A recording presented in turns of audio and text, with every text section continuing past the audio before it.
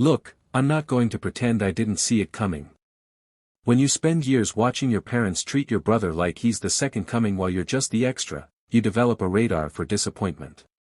But even I wasn't ready for the phone call that came on my 28th birthday. "Daniel, honey, we need to talk to you about something." She said it in that tone, half sweet, half warning, the same one she used every time she dropped bad news wrapped in fake concern. I was sitting in my tiny Portland apartment, eating leftover pad thai for breakfast, because that's what success looks like when you're a freelance graphic designer still building your brand. The place was 400 square feet of broken dreams and IKEA furniture. But hey, at least the radiator worked sometimes. "What's up, Mom?" "Well, your father and I have been talking, and we've decided to help Tyler with a down payment on a house." I waited for the rest. There had to be more. There wasn't. "Okay, that's great for Tyler. We're giving him $100,000.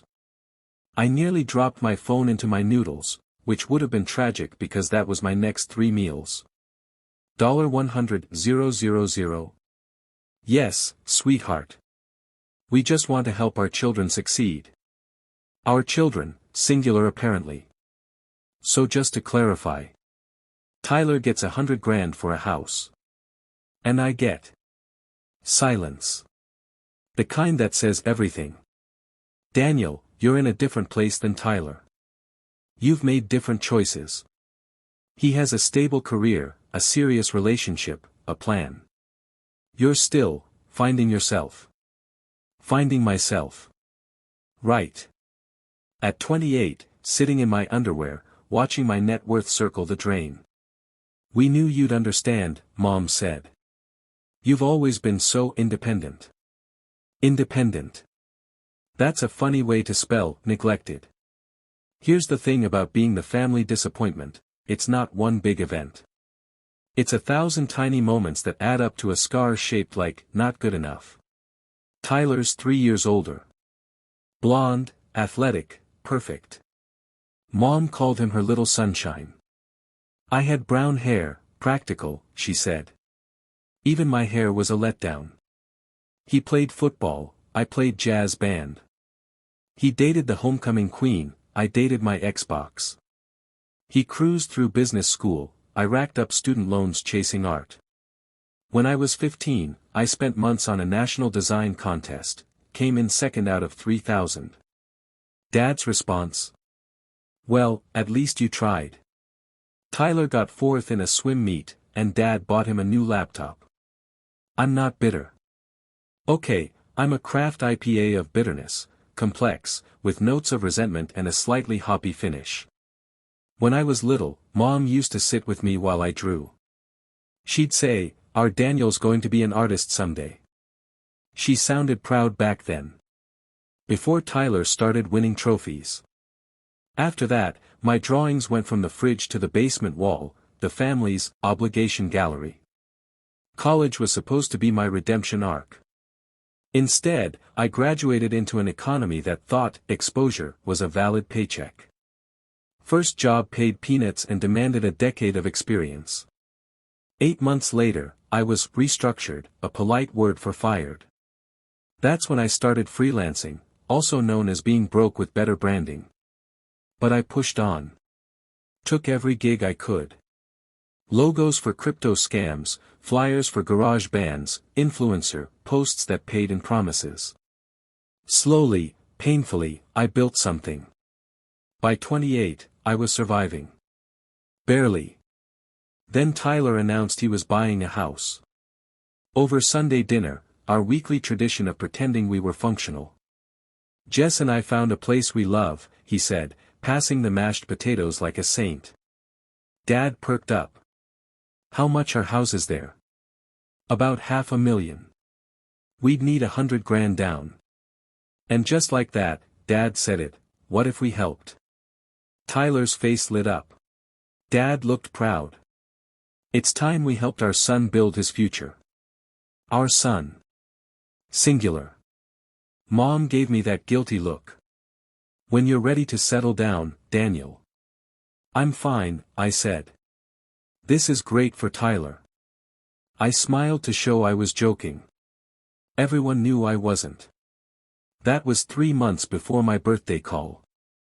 3 months of Sunday dinners dedicated to Tyler's big step. 3 months of realizing every resource had already been allocated. So when Mom called to remind me I was worth $0, I wasn't surprised. What surprised me was the next part. We're having a celebration dinner this Sunday. Tyler's closing on the house. You'll come, won't you? A celebration. For Tyler. On my birthday. Actually, I have plans, I lied. Oh, what are you doing? Eating ice cream and questioning my life choices. Probably. We both knew next week's birthday dinner would never happen. I hung up, stared at my life, 28, broke, forgotten. And something shifted. Quietly. I was done. Done chasing approval. Done showing up to be reminded I was less. Done being the family's cautionary tale. So I stopped calling. Stopped visiting. Just stopped. And you know what? They didn't notice. Week 1, silence. Week 2, still silence. Tyler texted once, "You good?" I said, "Yeah." That was it. Here's the thing nobody tells you about cutting contact: the hardest part isn't missing them. It's realizing how little you actually miss them. Without that noise, I finally had space and energy. I threw myself into work. One night, a client, a small coffee roaster, called me after my 17th logo revision. "Daniel, this is it. How much do I owe you?" I hesitated. I'd quoted $800. But for once, I valued myself. "$1, 200, I said. "Done," he replied. He hired me for a full rebrand, 15 grand. $15,000. That project changed everything. In 6 months, I doubled my income. Moved out of that 400 square foot box. Bought a couch that wasn't from Craigslist. Then I met Sarah, a copywriter, sharp, funny, and somehow immune to my emotional baggage. When I told her the whole story, she didn't excuse it. She just said, "That's messed up. I'm sorry they did that to you." It was the first time anyone had ever said that. A year later, Mom called. I didn't answer. Her voicemail said, "We miss you." I deleted it. 2 weeks later, Tyler called.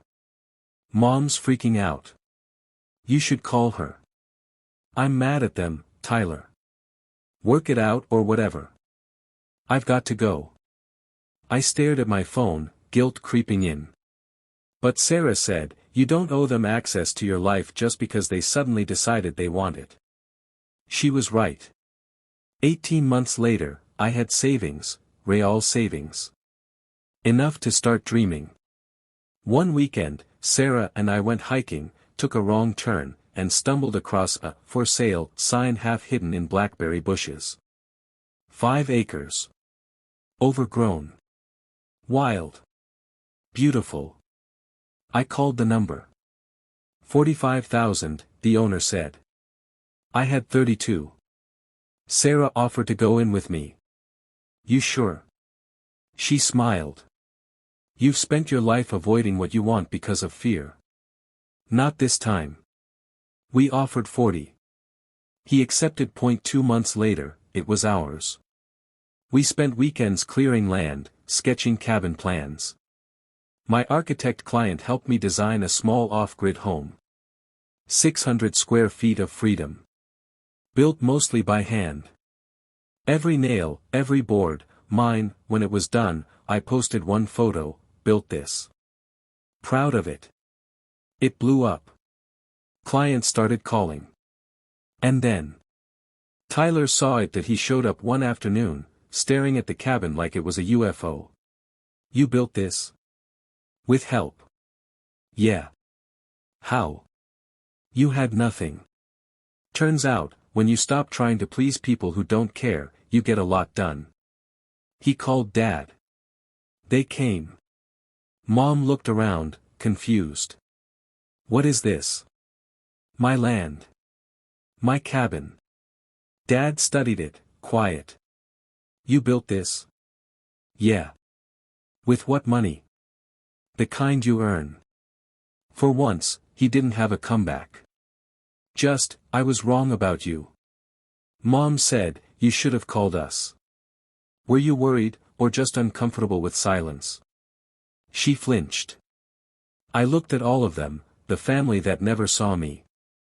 I don't need your approval anymore. Or your money. I'm good. Dad nodded slowly. You are. As they left, Tyler stayed behind. I'm sorry, Danny. For not seeing it sooner. Thanks. Sarah came out, wrapped her arm around me. How do you feel? Tired. Proud. Free. We sat on the porch, watching the sun disappear behind trees I now owned. Everything I built, the land, the cabin, the life, it all started the day I stopped waiting for them to see my worth. Because sometimes, the only way to prove you're enough, is to build something that speaks for itself.